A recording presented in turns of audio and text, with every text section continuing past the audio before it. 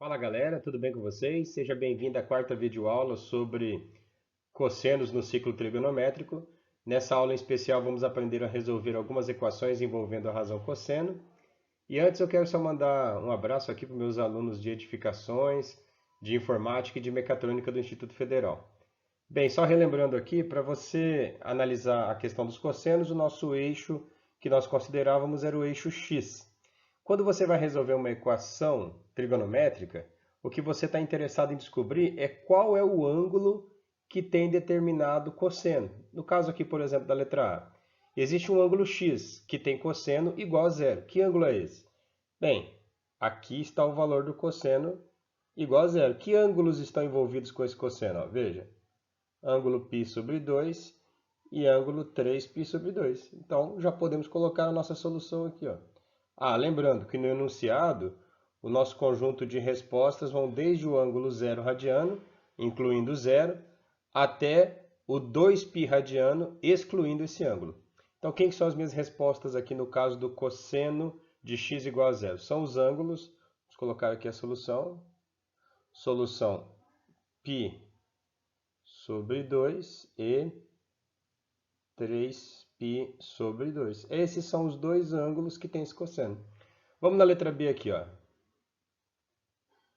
Aqui está dizendo o seguinte, cosseno de x igual a raiz de 2 sobre 2, ou seja, qual é o ângulo x que tem cosseno valendo raiz de 2 sobre 2? Achei o raiz de 2 sobre 2 aqui, ó, no ciclo. Quais são os ângulos envolvidos? Ó? π sobre 4 e 7π sobre 4. Então, eu já coloco a resposta aqui, ó. π sobre 4 e 7π sobre 4. Certo? É só você olhar no eixo x e verificar quais ângulos estão relacionados a ele. Vamos para as próximas letras. Lembrando que esse exercício aqui é o exercício 21 da página 27 do nosso livro didático, galera.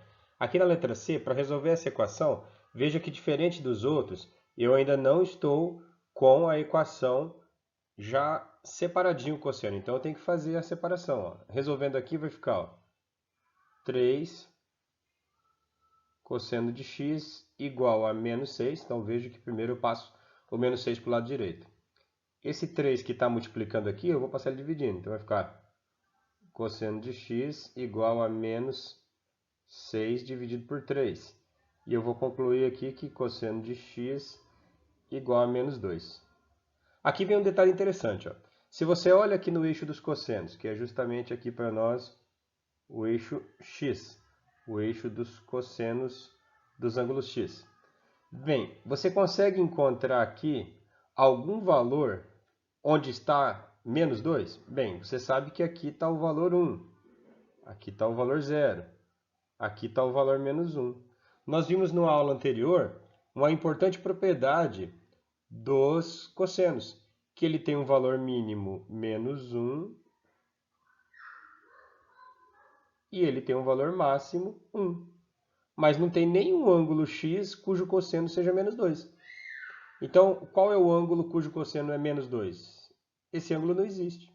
Portanto, solução igual a vazio. Não há solução para essa equação. Bem, vamos na letra D? Vou fazer a mesma coisa, isolar o cosseno.